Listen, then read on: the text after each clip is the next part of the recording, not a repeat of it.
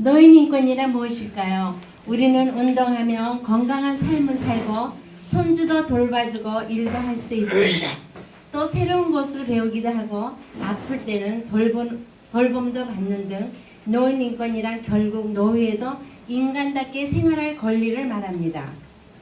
하지만 노인의 인권이 보장되지 않고 학대가 발생되고 있습니다.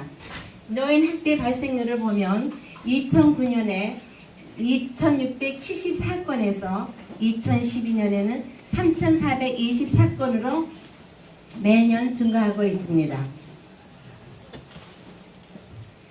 노인 학대는 병원이나 기타 생활시설 등에서도 발생하였지만 가정에서 가장 많이 발생하고 있습니다.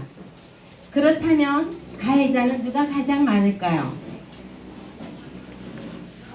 친인척 등 가족에 의한 학대가 가장 많았고 특히 아들에 의한 학대 건수가 가장 많은 것으로 나타나고 있습니다.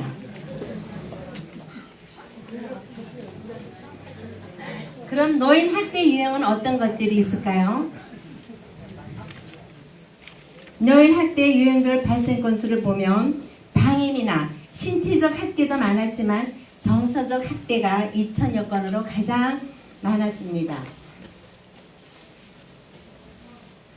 그럼 노인 학대의 각 유형에 대해서 알아볼까요?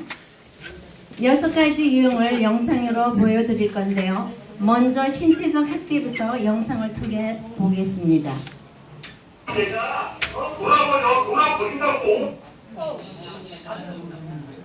뭐야? 내가 진짜 알아. 진짜고.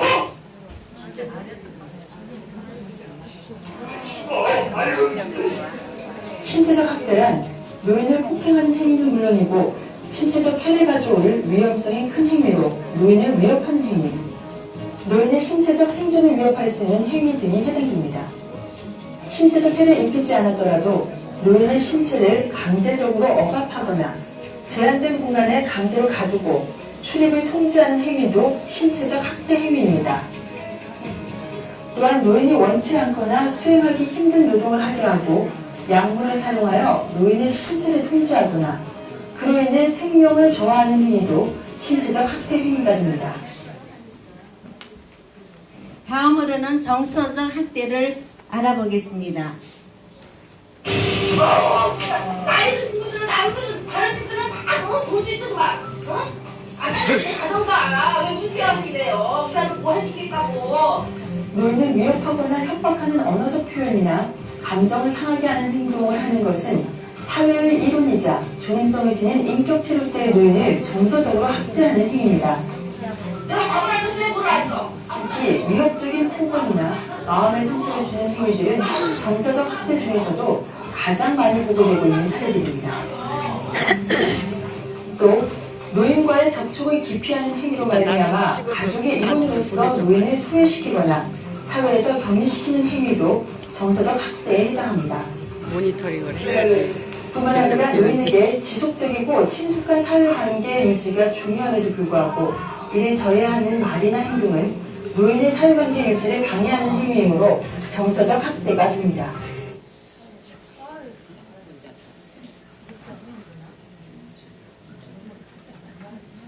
세 번째는 성적 학대를 알아보겠습니다.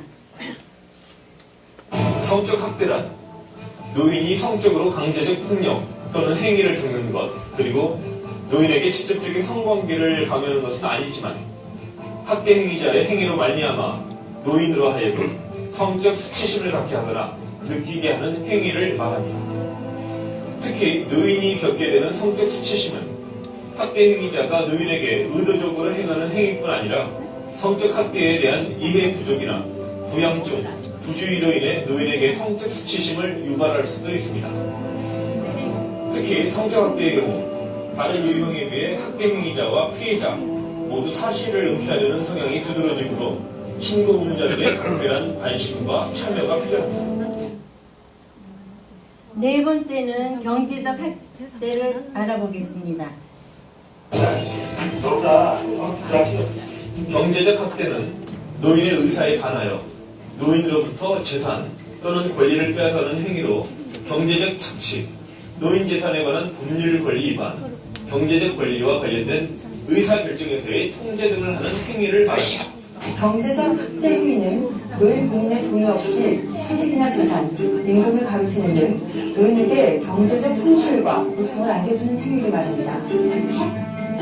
여기에는 노인의 재산을 무단으로 사용하는 것뿐만 아니라 노동에 대한 물가를 정당하게 지급하지 않거나 노인에게 빌린 돈과 귀중한 물건을 돌려주지 않는 행위들도 포함됩니다.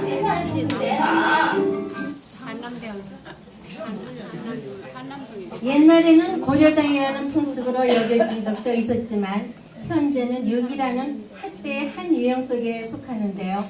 어떤 것을 말하는지 영상을 통해서 보시겠습니다. 마지막으로 방임을 영상을 통해서 알아보겠습니다. 유기네. 방임이 아니라 유기가 나와. 유기의 사전적 의미는 내다 버림을 뜻합니다.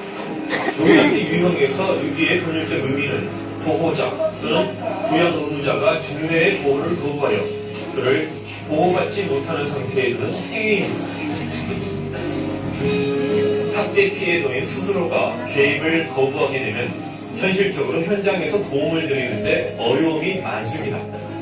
노인 유기를 줄이기 위해서는 잠재적인 유기 가능성을 상담을 통해 개선해야 하고 노인 유기 사례를 조기에 발견할 수 있도록 해야 합니다. 마지막으로 방임을 영상을 통해서 알아보겠습니다. 노인 학대의 유형 중 방임이란 말 그대로 부양의 의무가 있는 부양자가 피부양자인 노인을 돌보지 않음으로써 인해 신체적, 정서적, 경제적 고통을 받게 하는 행위입니다. 부양해야 할 노인이 일반적으로 스스로 생활을 영위해갈 경제적 능력이 없음에도 불구하고 노인의 생존을 위한 경제적인 보호를 제공하지 않았다면 이것 또한 방임에 해당됩니다. 또한 부양자의 도움이 없으면 기본적인 의식주조차 해결하지 못하는 거동이 불편한 노인에게 일상생활 관련 보호를 전혀 제공하지 않고 무관심으로 일관하는 것도 심각한 방임에 해당됩니다.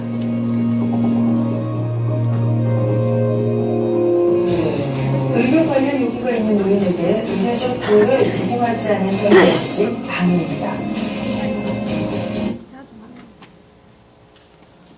네, 잘 보셨어요? 이렇게 6가지 대표적인 학대 유형을 알아보았으니 얼마나 잘 보셨는지 한번 퀴즈를 내보겠습니다. 다음 그림은 어떤 학대 유형일까요?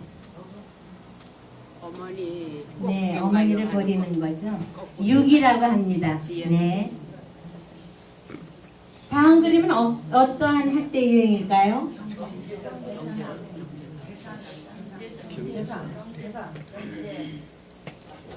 네, 경제적 학대입니다.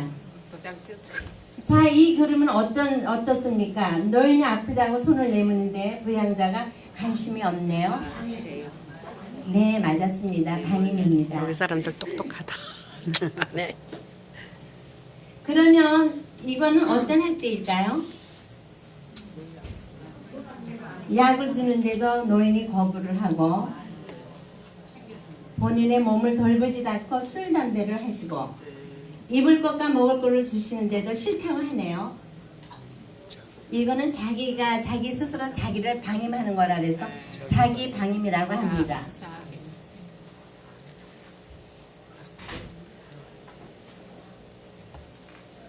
그럼 자, 이런 경우에는 신고해야 되는지 한번 볼까요? 우리 다 같이 한번 읽어보겠습니다. 온몸에 멍멍이 든 할머니가 아들과 함께 병원에 방문했다. 아들에게 무슨 일이냐고 묻자 계단에서 넘어진 상처라고 하지만 아무리 봐도 누군가 때리거나 꼬집은 상처로 보인다. 신고해야 할까요? 네, 맞습니다. 신고해야 됩니다.